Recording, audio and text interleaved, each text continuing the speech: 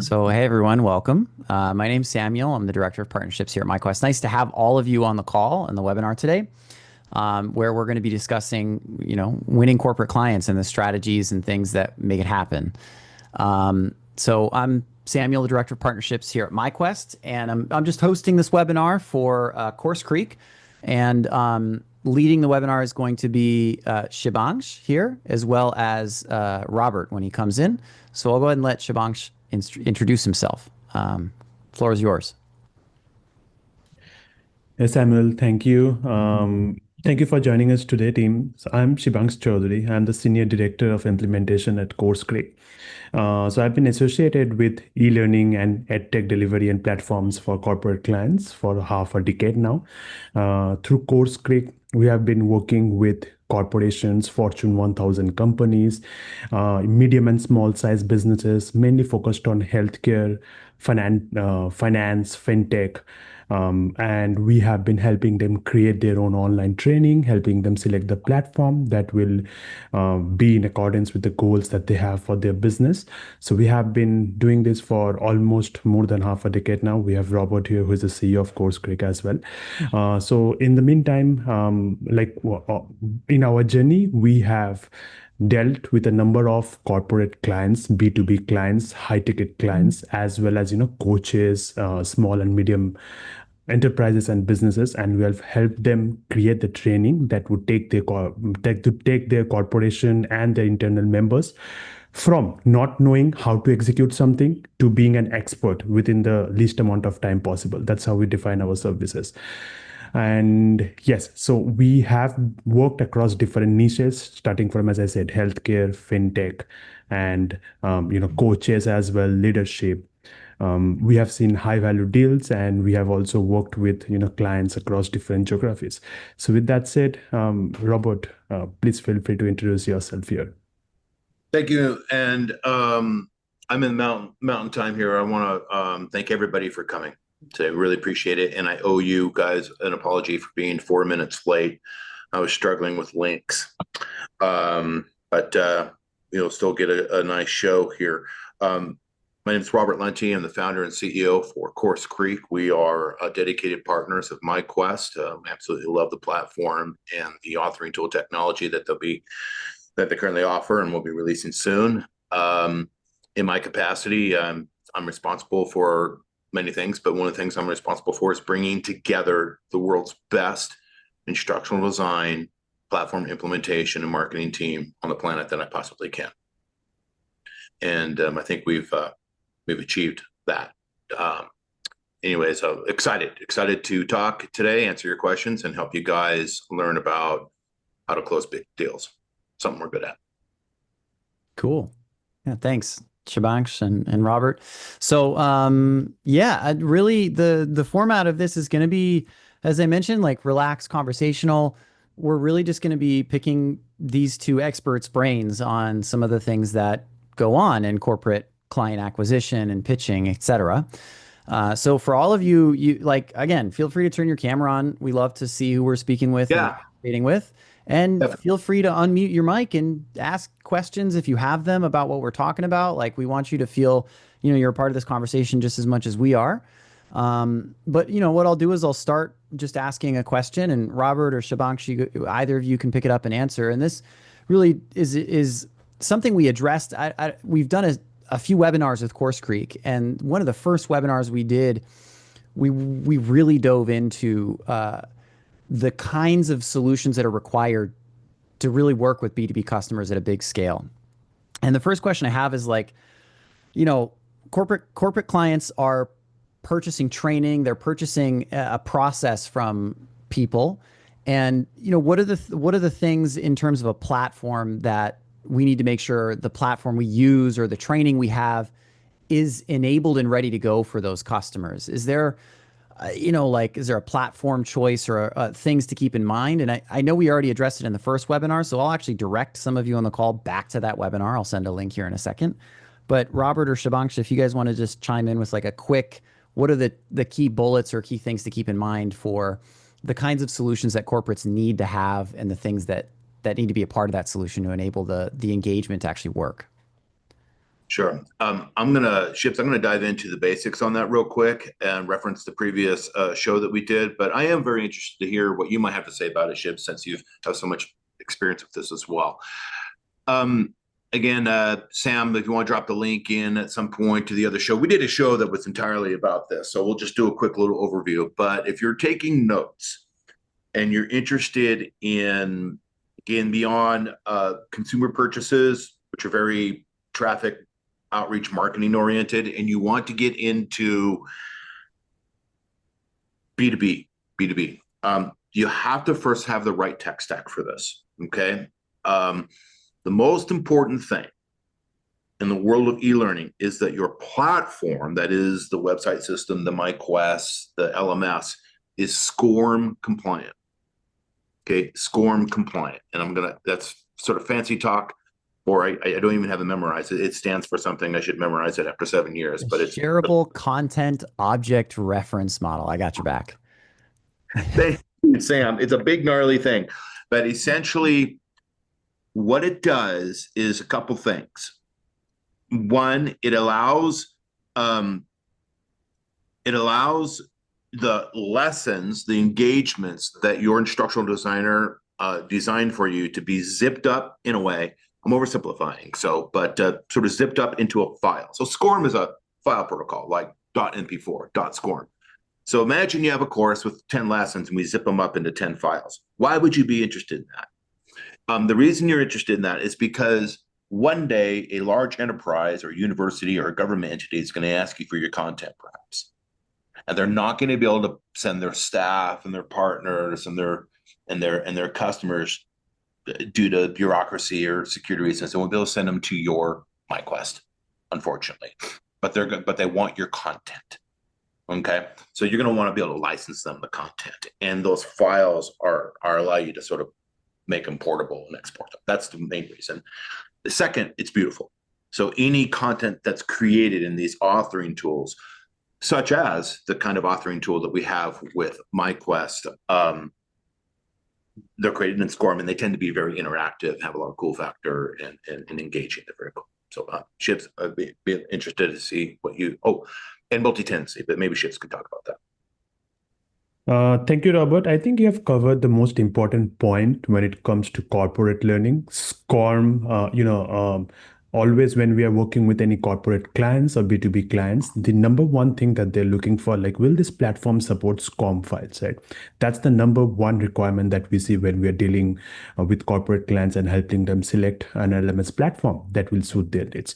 Apart from that, I've identified 4 other major points that we come across when we're dealing with corporate clients. The second one being, is it mobile first? Is it mobile responsive? Will this platform allow us to use a white labeled or some kind of a mobile app where our employees or internal trainees can consume the course at a go using their cell phone? That is very important for corporate customers, right? Number 3, I would say, is that how easy it is to build, customize, and maintain the platform, right?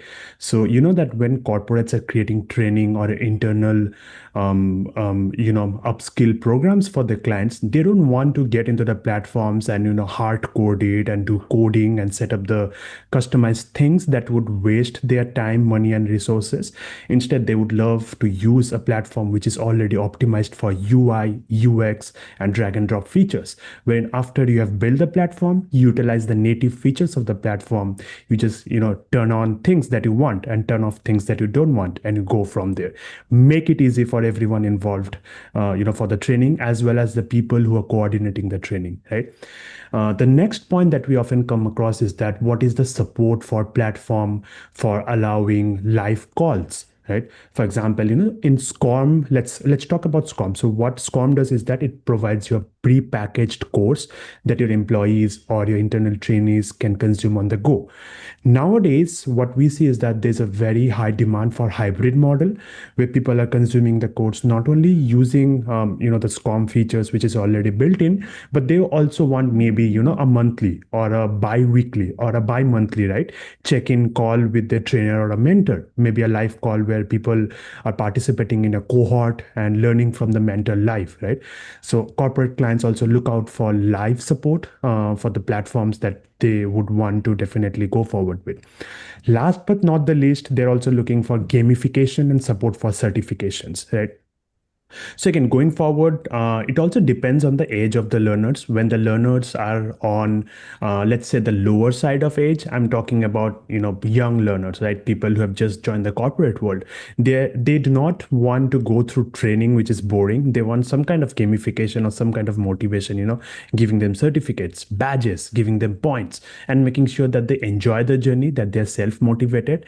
So we have always seen that B2B clients and corporates are looking for gamification features wherein they can motivate their internal employees. And of course, certification plays a big role, not only to keep a record of who has completed the training, but also to make sure that people have a proof of what they have done, which will definitely help the trainees in their career going forward as well. Maybe when they're not working with the company and going forward, they can, of course, show their certifications and take their career, a notch higher. So these are the main things that we come across as a request when we're working with corporate clients. There are multiple others as well, but these are the most common ones that we come across. Samuel, over to you. Yeah, that's really great, and it clearly kind of captured like what your system needs to have. Looks like Robert's got a good summary of that here in the chat as well. Hello, my name is Robert Lunte, and I'm the owner of CourseCREEK. CourseCREEK is an agency, a boutique agency that helps coaches, authors, thought leaders, companies, and really anybody with an existing self-paced online course or an existing live cohort training program get better results. That is to say that we are specialists in taking a look at your current e-learning solution and increasing the conversions, be it sales, revenue, leads, list building, whatever the case may be. All right, we are fantastic at helping you get more out of what you've already put a lot of work into. And for those that don't have an online course, no worries, we got you covered as well. We've helped a lot of people build courses for the very first time. So if you're interested in learning more about what we can do for you, click the link below. Let's have one of those Zoom discovery calls, or you know what, don't be shy, just pick up the phone and we can go old school and give me a call. That works perfectly fine as well. Thank you, and I look forward to hearing from you.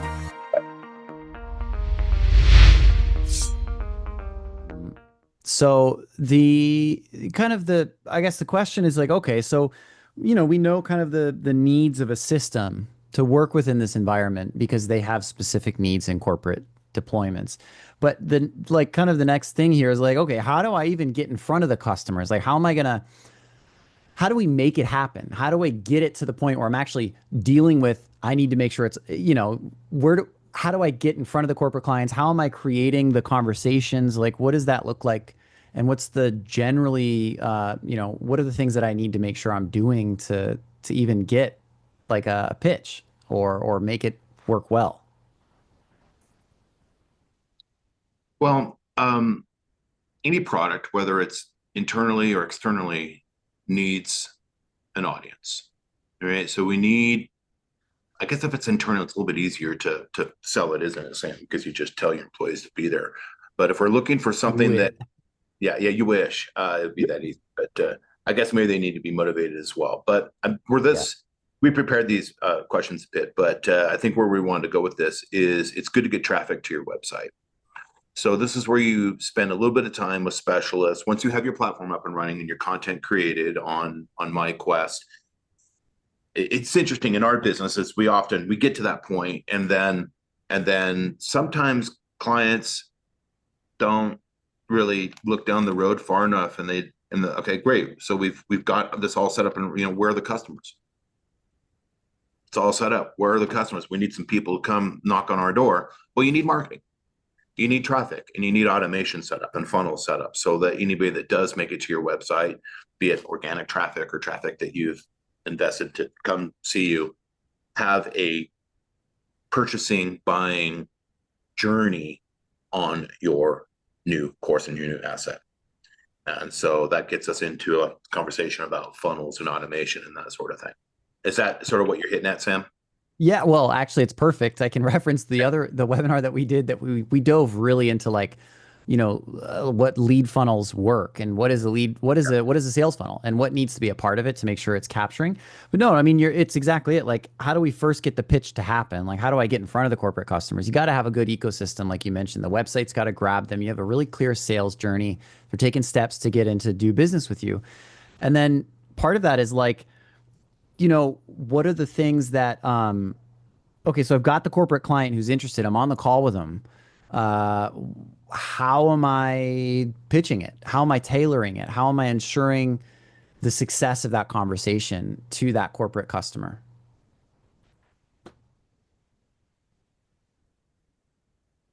What's my conversation? I was actually just writing these notes. I wanted to say you also need good copy, need good copyright, persuasive copy. So I would recommend story brand scripts on the session. I'm making these notes for you guys. So the words on the page, the words on the website are resonating with your shoppers, with the people that come to the website. Yeah.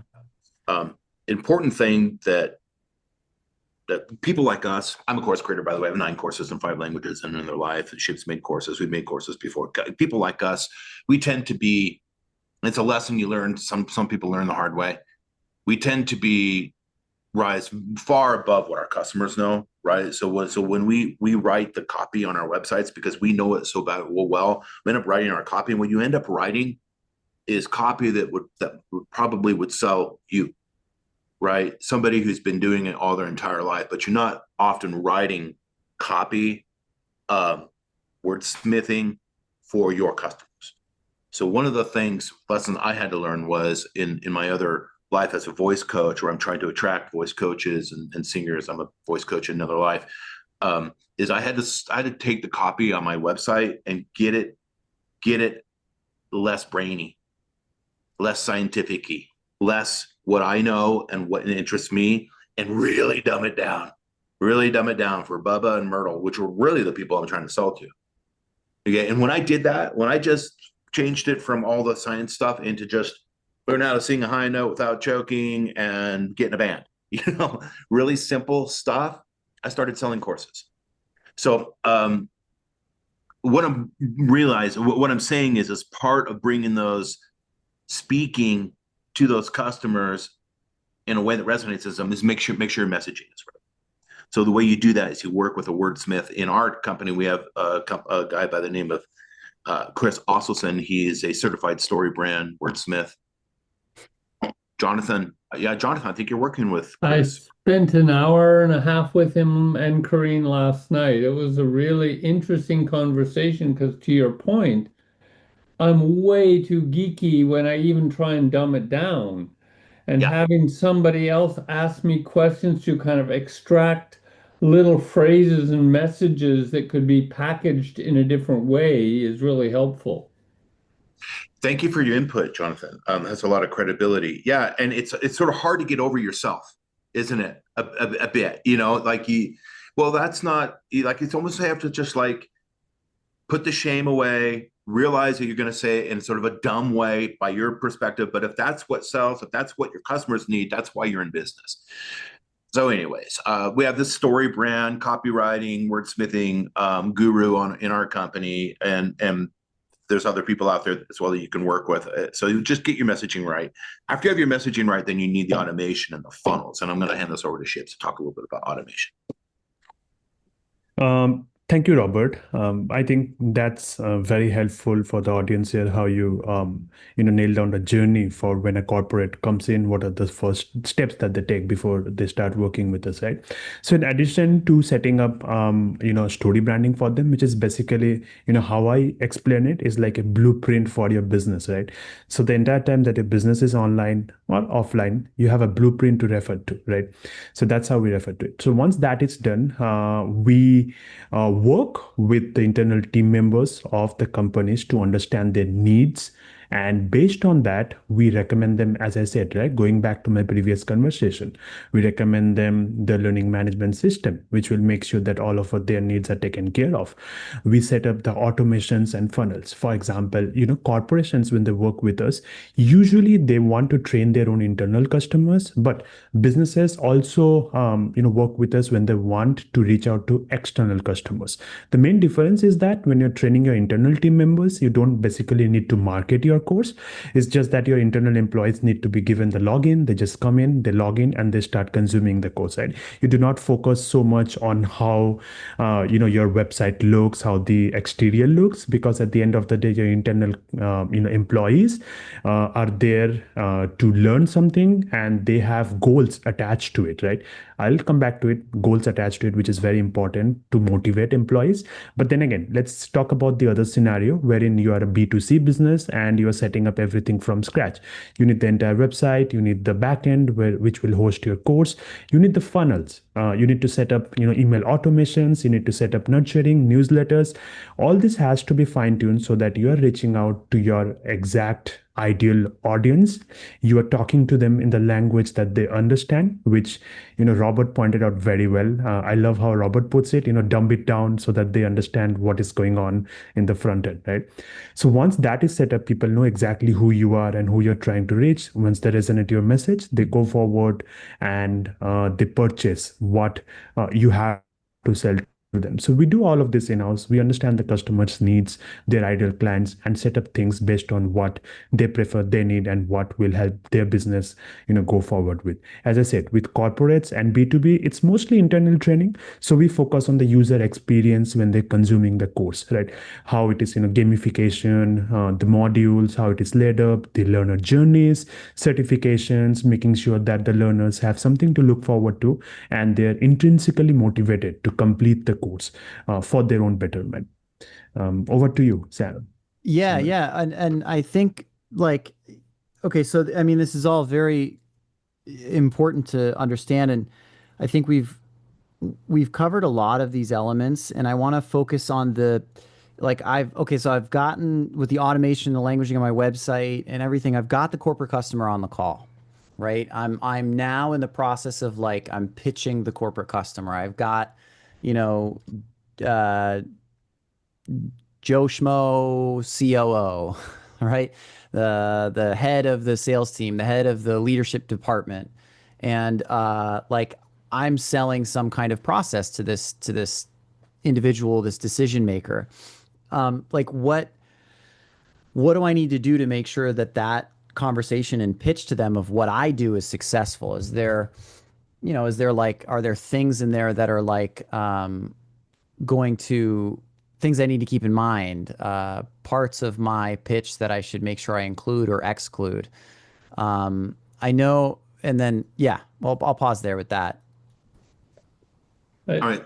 I want to just jump in for a second on that, because I've been in this situation, being in front of a billion-dollar CEO, and the biggest thing was to just be confident enough that they believe you know what you're doing, and the details, that they don't worry. If they trust that you know what you're doing, the details don't matter. That's interesting. And that Jonathan, I would say, you want to join our sales team? He's right. yeah, spot on. That's not everything, but that is super important. It's very insightful, and I think it's a big part of our success with Shibs and I is and Sam, I may be jumping forward a little bit on our agenda, but I think that's a good cue. So we're in front of B2B clients. We're in front of people that have real money to spend, and we're in front of a lot of decision makers, and they're surrounded by brilliant people, right? They're all, rarely do we get in front of a group of dummies. They're all typically pretty smart. One of the first things that I've always done that I think has been effective is I sell my team. Okay, I sell my team in front of them. It's with you today, it's not just me, by the way. I rarely go in alone, and I'm a pretty good sales guy, but I rarely go in alone. What I want to do is I bring in my generals. I bring in my subject matter experts. You better believe it. I'm going to bring in, if we're going to have conversations about LMS, and we're leaning towards myQuest. I'm bringing in Sam. I'm going to bring in Shibank Chowdhury, our senior director of implementation, our platform guy that does the lifting. His team does. And I'm going to bring in one of our instructional designers, and I'm going to introduce them and edify them in front of the client. So the client obviously then knows that we've got a world-class team here, and we really do. And they need to know that. They should know that. That the client realizes that we are a team, that we're a team, that we're not fragmented, that no matter what challenge comes our way in working on your project, we stick together as a team, which means you get less risk, you get more cohesiveness and more execution for what you want to get done. It builds trust. They trust, oh shit, these guys are really, really tight. They're a great jazz band. They're the 1987 Boston Celtics. These guys can't lose as long as they're together. I want to create that. I want to let them know that. And it creates credibility. Right? So sell the team, and then we also do team selling. So there's two things there: sell your team and do team selling. So if you have colleagues, you're in front of a big account, you have colleagues, try not to go in alone. Go in with your engineers and your other folks and begin to work on it together on how you do these sales calls.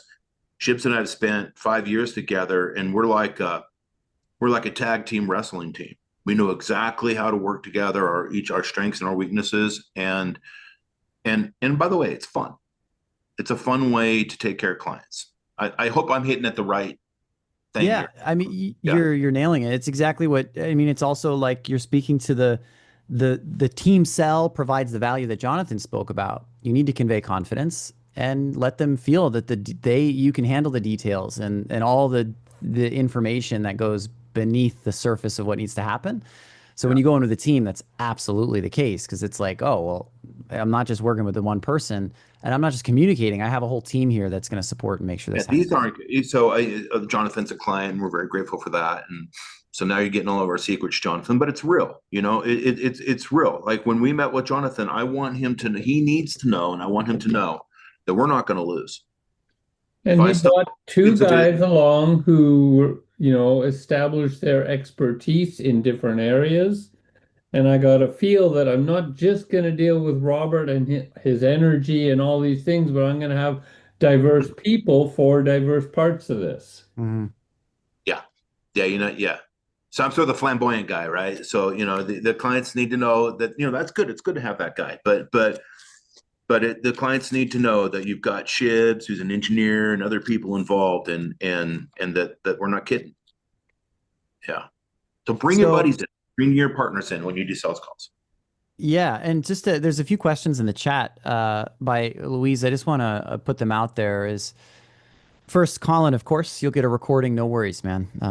We'll see you later. It was nice to see you.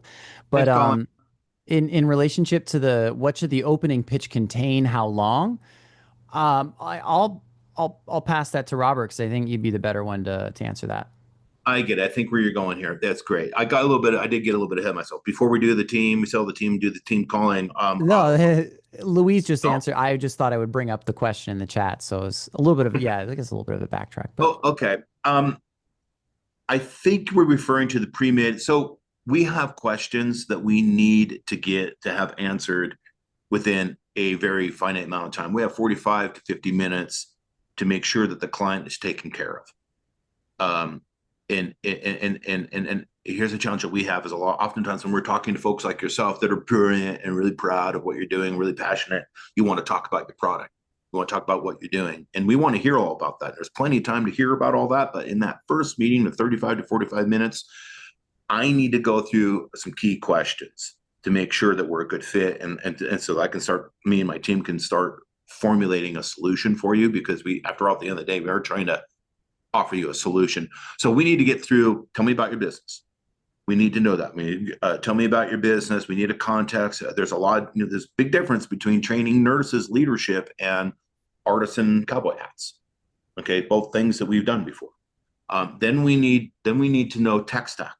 Shibs really needs to know tech stack. Are you coming at us with myQuest? Are you looking at myQuest already? Are you on Learn Worlds and you want to move to myQuest? Are you on WordPress? We need to understand what the tech stack is going in so that we know what we need to dismantle or rebuild or build upon. Then we need to know your pain points, right? What are the problems, the top 3 problems that you came to us for? Everybody's got problems in their business, and we're problem solvers. So we basically solve problems. So we need to know what those are, because we want to focus on that. Not only is it good for us in itself, in context, but it's good for you too. We need to be very much aligned on solving those issues. And then I kind of get into what does the course look like to you? What would the user experience and the user interface be that you imagine? And that gets into a little bit more creativity, and we can sort of get a little bit deeper on the solution. And then budget. Real important to make sure you get budget. And that's an awkward thing. Sometimes I think it's not comfortable to ask somebody how much money they can spend. But you have to know. You have to at least know a rough estimate. So like when we were talking to Jonathan, I was like, Jonathan, you've only got $1,500 or $500. We can't do anything with you. I'm sorry, I don't want to offend you, but I've got to pay chips. So we need to know just a rough estimate. And one way to do that, one classy way to do that, I think, is in our intake form, we ask what price, what budget would seem to be too low to you, which would kind of, if I told you it was $500, you'd come away going, come on, get away. $500, you can't do this for $500. They give us a number. And then we ask, what number would seem to be too much or out of your budget? And they put a number in. So somewhere in between the low and the middle, you're kind of getting somewhere. That's one way to get that question. And the other thing I would say in regards to budget is just be brave and just ask in a polite way. Just ask your customer, because they understand, because they have the same challenge with their customers to you. It's like, what are the resources we have to work with here? Because we can get to the destination in a Honda Civic, or we can get there in a BMW with leather seats. Either way will get you there, but we need to know. Hopefully that's what you're looking for, Sam. I think Ships might have some cool things to offer for sure, especially in regards to migrations. Yeah, Robert, I think that covers the entire journey of clients. I would like to add a couple of things when it comes to B2B clients and corporate clients as well. So as Robert mentioned, so even before we get on a call with the client, right, we have an intake form which the client fills out. That allows us to know what the client's business actually is. What that allows us to understand his pain points up to the extent possible. And since he shares, the client shares his link to his website, his company, that allows us to go deep and search what his company stands for. Look at LinkedIn, look at his profile, look at the things that they have done previously. Try to gauge what kind of revenue line they would be in. Try to understand how many employees would they have, right? So that would give us a very good overview before you even get in the call. And when we are in the call, armed with all of this information and also asking the clients, right, is it this that you would want? We can fine tune the conversation based on what the client is looking for, right? Because on our end, we are a full service agency. We can, do anything that is possible using modern platforms like myQuest and, authoring tools like Articulate. But at the end of the day, for the client, it's what they want. And we need to fine tune the conversation, and we need to make sure that we are telling them exactly what they want to hear, provided that that's the correct thing, obviously. So if a client wants to build, as Robert said, like if they want a BMW, of course the conversation will be around parts of BMW, right? How it is the best thing that you can do to take your employees across the finish line. If they want a Honda Civic, or if their budget allows that, the conversation will be around that. So based on that, we fine tune the conversation. We make sure that the client is comfortable with what we are discussing, and we want to make that we are building trust, which is extremely important before we go for the close, right? So these are the points I would add over what Robert has already mentioned. Yeah. And Robert, you brought up an interesting thing that you mentioned, an intake form. And I think this also kind of leads into the next section of the conversation around like, how are you preparing to, okay, so the corp, like, you've got the corporate client who's interested. They're kind of circling the deal. They they give you verbal approval, or they give you some indication that they're interested in progressing forward, whether it's fully or they've signed or they're taking actions to progress things. How are you, like, if we were to look at onboarding somebody like a corporate client, what does onboarding look like? How do you define it? Is an intake form part of it? What does that world look like in terms of like the corporate customer being onboarded? Our onboarding starts before they're even a client. One thing that we like to do is with the client's permission, the potential client's permission, is invite them into our community, into our Slack work group. We want them to get to know us on a more personal, collaborative level. We have this miraculous system called Slack. Without Slack, none of us would be here today, frankly speaking. Slack and Zoom are our most important technologies. So we bring them into this beautiful collaborative system and we begin collaborating. Right, Jonathan? We just get after it. We bring you in. And that sounds great to the customer. He's getting free value. It's like, oh, wow, these guys are going to put time into me and I haven't even given them one dime yet. Sure, why not? What do I got to lose? I get to take the puppy home. I get to see how it goes, how to work with them. And so that's great for Jonathan. That's great for the clients. That's part of the onboarding. But that's on the front end, on surface level, it's great for the client, but it's also good for us too, because we get a chance to show Jonathan, our clients, what we can do. Mm-hmm. I want them to get to know me. I want them to get to know Shibs. I definitely want them to see how, get to know Shibs, because the kid's brilliant. And you spend a couple hours with Shibs and Dana and my folks, like it's almost a done deal because they're good. Remember the world-class team that I was talking about earlier? Yeah, the team selling.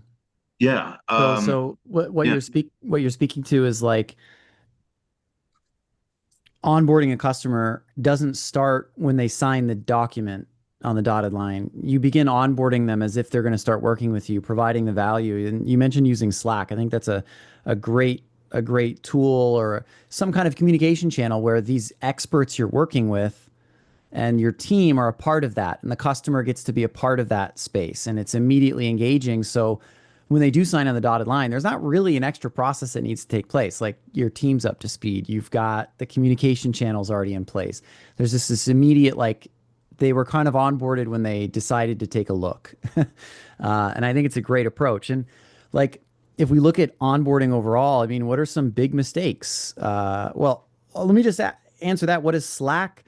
It's, if you've heard of Microsoft Teams, Neil, or Slack is basically like a workspace chat system where there's channels and activity groups and different threads and things like that. And it's easy to create channels and threads, invite people, have collaboration, conversations, tagging people, document sharing. It's basically like a Facebook group, but for a company that you get to fully control and invite people into. I guess the question I want to ask now is related to like any mistakes, like big mistakes that happen during an onboarding process. Anything that you guys want to point out or speak to? Shibs, I've been talking a lot. I want to give you some time. Yes, sure, Robert. I think, yeah, definitely. So, in my experience, I've collaborated with lots of companies, and I've seen how companies do onboarding, right? And I'm very proud of what we have achieved at CourseCREEK, specifically when it comes to onboarding clients, right? The biggest mistakes, or I would say, blunders that I see that other agencies or, for other companies make when it comes to onboarding clients is, number one, ghosting clients, right? So for example, when the client has paid, they're already inside their communication channels, that may be emails, Slack, or whatever that the company is using. I've seen what companies do is that they forget that there's a client who has already paid and they're ready to go. So they're just sitting there waiting for instructions from the team to get started. that would be probably the worst mistake ever, right? The client is already losing trust in you after paying when they want to start working with you. Number two is that, clients are again confused when companies or agencies don't have a workflow. For example, when a client has signed, the document, or when they have cleared the payment, right? Who steps in and leads the show from there? Is it one of your project managers? Is it the CEO? When it comes to a smaller agency, it's probably the CEO. Or is it someone who is a subject matter expert who initiates the conversation with the client? If the team is not 100% clear on that, right, that again leads to confusion, and the client is sort of hit from all angles, from requests from multiple different departments, which again makes the clients feel that that they're not comfortable going forward with what they'll have to achieve. Another thing which I have seen repeatedly when it comes to onboarding clients is that the team members who are working on the project, they do not know what they're supposed to deliver. Again, that creates a big friction between the internal team members and the client. For example, there's a sales team who has closed the client on a particular set of deliverables, but let's say there's a communication gap in the team or the agency, and the internal delivery partners do not know exactly what they have signed up for, right?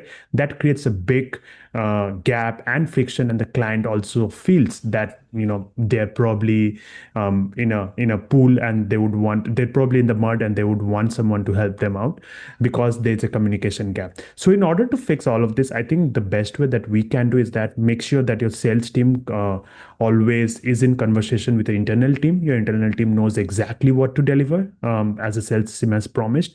Number two, when a client has come on board, make sure that someone reaches out to him immediately and schedule an onboarding call. Make sure that you introduce him to how you work, who are your team members, and who is going to do exactly what are the deadlines, and what are the deliverables that team members are going to work on.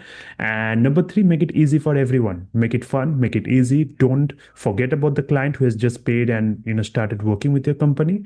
Make it easy for him to keep moving forward, while your team makes sure that everything is handled at the back end. So yes, Robert, if you want to add anything, please feel free to. Well, I just tell you that's an example of world-class team right there. You're seeing it. Shibs just came up with three things that are dead on that I didn't think about. So no, I think that's great, Shibs. I don't have much more to add because I've been also making notes for you guys. If you're not aware, go to the text messages and take a look at the notes. I've been summarizing our notes so you get a valuable takeaway from our efforts this morning. I want to make sure you guys can copy that. That sounds great, Chips. Sort of like take the puppy home thing. As soon as somebody comes on board, so for example, Jonathan, as soon as you decided to invest in our service, behind the scenes, I'm telling Shibs and Dana and everybody, get in there, give him your Calendly link, and hustle.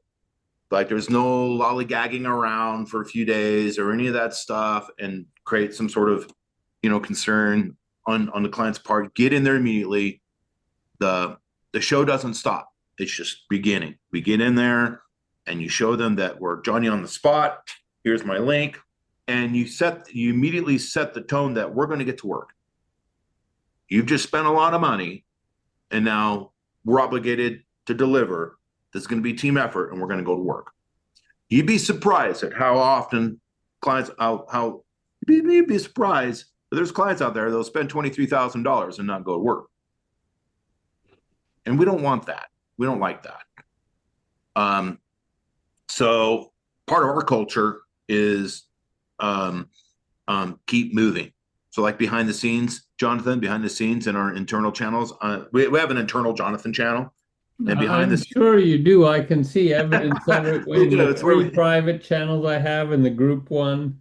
Yeah, we have internal client channels, by the way. So we have the client channel where we're working with clients, and we have the internal channel without the client where we can talk like sailors and get a little bit more animated with each other. And inside that, it's keep moving, keep moving, keep moving, keep moving. We drive the project forward. So you need that sense of urgency to keep the momentum going. So with someone like Shibs and good team members, they know how to do that. Yeah. It's all very it's really insightful to understand an onboarding process that doesn't start right when the signature happens. I think it's a great approach, and especially in the corporate space where there's a lot of competition for that same customer. You know, you're in their world and you're so involved with them. It's kind of like, well, why would they go anywhere else, right? It's a pretty quick decision. If, Now, if, if, if, hey, yeah, sorry to cut you off, Neil, real quick. In regards to bringing the puppy home, the other thing that's really cool about that, quite frankly, is if the client is already in our client channel, working with us, likes us, digging it, building trust, we're getting things done, then the competition, God bless them, because it's going to be difficult. It's going to be difficult. We're already on dates. We're already, getting close. It's going to be hard for the competition to get in on a situation like that. So that's the biggest secret of the day right there. Neil, I owe you an apology. I cut you off. I think you had a question. No problem. I only got half a word out anyway. So here's one of the things a big aha that I've gotten so far. So I'm by myself. I work by myself. I do memory training. And when I'm talking to a company, and you talked about, well, have your team there and be able to introduce the whole team. When I'm talking to a company, now I get it, that I can actually talk about myQuest as my team, or I can talk about CourseCREEK as my team. Now, you're not going to be there with me, but it's like, oh, wait, I do have a team potentially. And that's a big aha. Neil, it's potential, but let me just tell you, as the CEO of our company, if you're talking about CourseCREEK with your clients, and somebody says, well, that's all great, but we need somebody to, God, we really need somebody that can like design and create the content for you. I want you to go, well, I know people that do that. And so you do have a team. It's not just a clever thing. You do. I'm more than happy to be your team 24/7. Right. And if there's business in it, I'm your teammate. Got it. Yeah. It's like if you're choosing the right partners, the right solutions, then yes. Like for instance, you mentioned, myQuest on your team. Absolutely. We're the one housing the training content is in our system.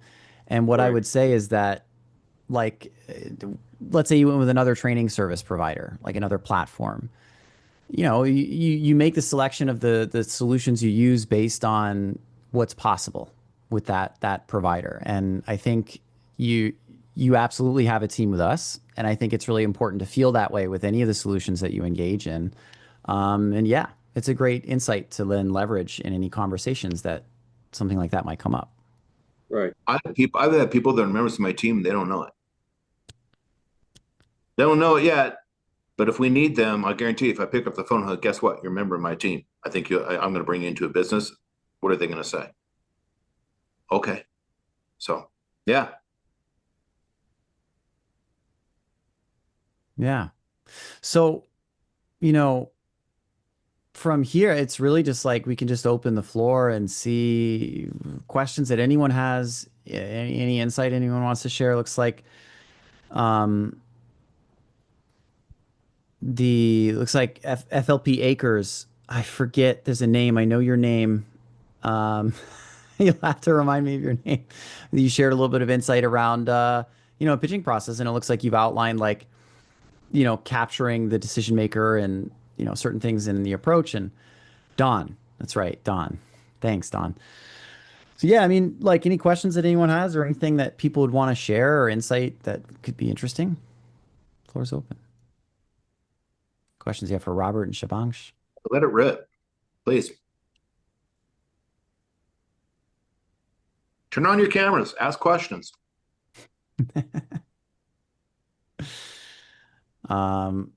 Yeah, like, and this has been a theme through all the webinars we've done. There's always the secret weapon of the personal interaction, like, having a conversation, being the human being in front of the other person, being seen and like connecting with other people. It's really impactful. You'll never know what kind of connections and results can be created from, a great conversation, building a relationship, and nurturing that relationship over time. Just I think it's really clear Mm-hmm. in any kind of sales, B2B, B2C. It's often the relationship that does most of the Don't go work. it alone. Don't go it alone. You're not going to grow going it alone. You have to have, it's cliche, I bet maybe we got to surround yourself with talent.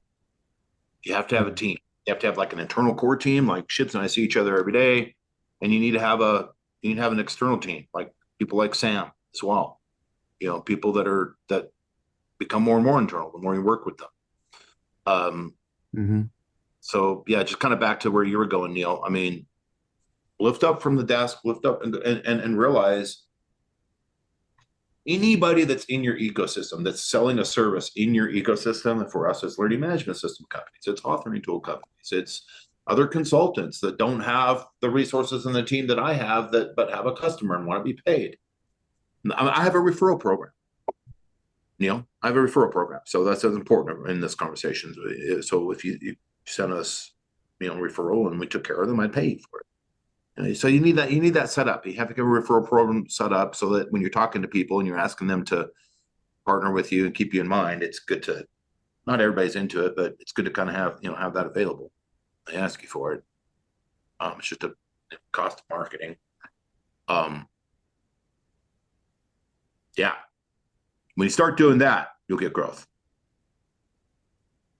Start doing all the things that we've actually recommended, you'll get growth. Yeah,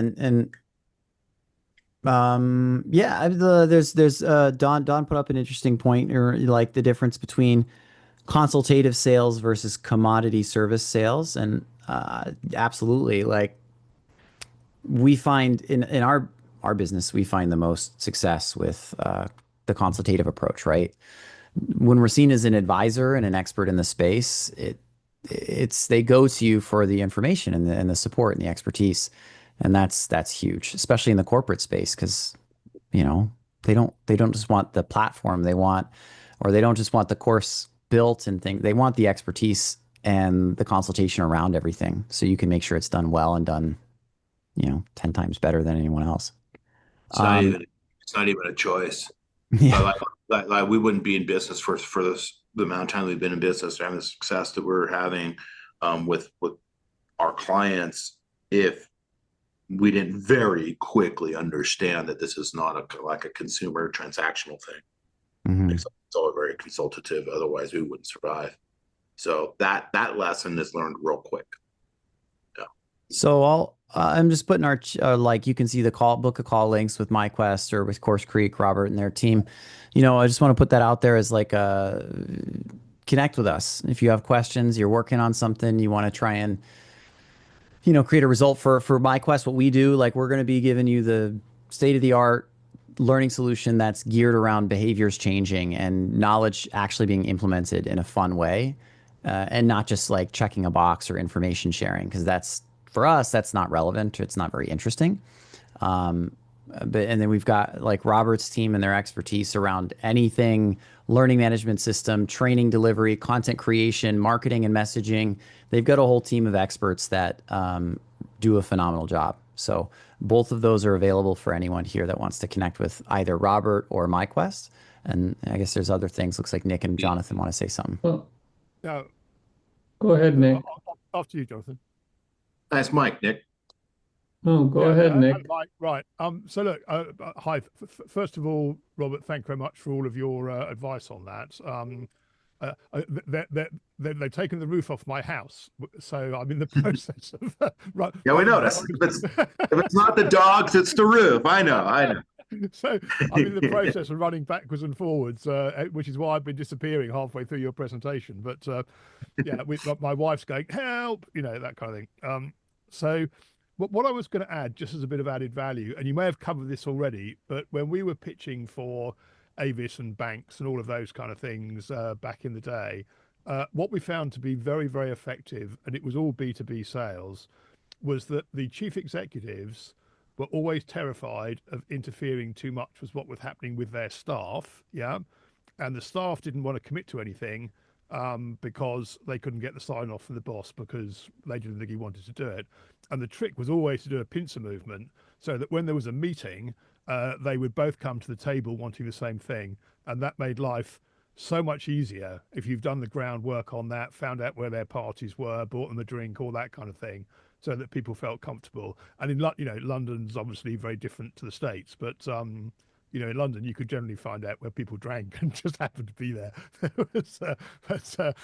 It was someone walks into the room and says, we met these guys the other day. They seem to know what they're talking about. Would it be worth a conversation? And the chief exec goes, well, funnily enough, they've just written me a letter. I think we've just been mugged. But there's a big smile all round. Yeah, and you tend to get an appointment at least. Yeah. Cool.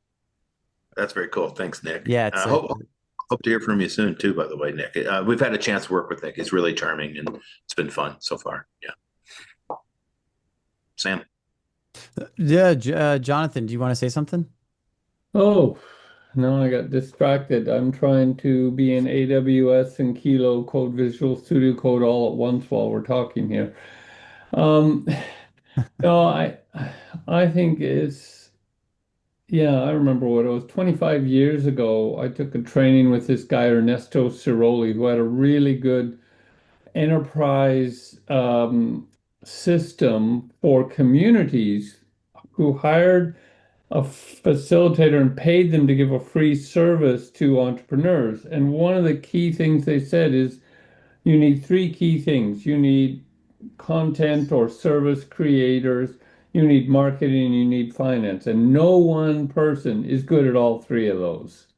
And so you need to partner with people who have complementary expertise in these other domains. And that's what I've realized, when you're really bright and good at doing some things, you think, I'll just look at this other thing and be bright and good and do it too. No way. Yeah. It's spot on as far as like if you're because this whole webinar is about like closing a corporate client, like the big fish, the customer that's like gonna make up your entire sales booking for a year in one deal, right? And at that level of a sale and that level of a customer, absolutely, you can't do everything, and you need the other experts in the space to make sure you're able to deliver and provide that feeling of confidence to that decision maker. And you're working the angles, as Nick said, like you're working with you're from the CEO angle of what they want and need, and the employees. And so when they both come to the table and they start talking to each other, they realize that like you've kind of made the connection already, like you've brought them to the space where they realize, well, we want the same thing, and then they connect and they're like, oh yeah, of course, so let's do it. That takes a team, right? That's not an individual. I'd just add to that is that on the team side, never underestimate the effectiveness of lady account handlers. They are much better at coming off as being efficient, there for you, caring, etc. Because men have a kind of way of going, oh, well, I'll be all right on the night kind of stuff. Yeah. People take confidence from having effective females that are in a senior capacity on the team. It's a little hard to hear your mic. Sorry. I know. I keep saying that. Yeah. It's funny. Nick has more hardware for a microphone than anybody. I know. And he has the lowest voice. He's got the Rode NT1. I know it well, and we've already talked shop. But yeah, Nick, you got to get closer on that sucker. Turn the game. Yeah, on. Sure. So, I've got half a mind on the roof. What I was saying was never underestimate the importance of women in this, in terms of their account handling skills. Okay, clients find it easier to relate to. Not in a physically attractive kind of way or any of that kind of stuff. They just find women who are physically organized and are part of something that's happening. They like being around them, and it makes like we had we had a whole range of very attractive women who were working for us in what we were doing. And when the agency turned up, it was like a party turned up, and people wanted to be part of it. We take them all to Ascot or whatever it was, and everyone would just get totally relaxed, and they just wanted to belong. I'm dating, and I have the same requirements. Well, so as a manager and a CEO, rarely there's like one occasion in 7 years that there was we had a female on staff that I couldn't stand. I had to fire her. But other than that, they're easier to get along with. People sense. Yeah, they're a little bit more. They're just good soldiers in that sense. Like they're easy to get along with. They just want to do a really good job, and there's not a lot of ego involved. There's not a lot of. They show more empathy. They show more empathy also. Yeah, and less puffery. They just want to do a nice job, and this is intended to be. It's supposed to be a compliment. I'm trying to compliment the ladies. So and I like working with women. I did check. There is a lady on reliable. They're reliable. Yeah. Still one on the call. That's good.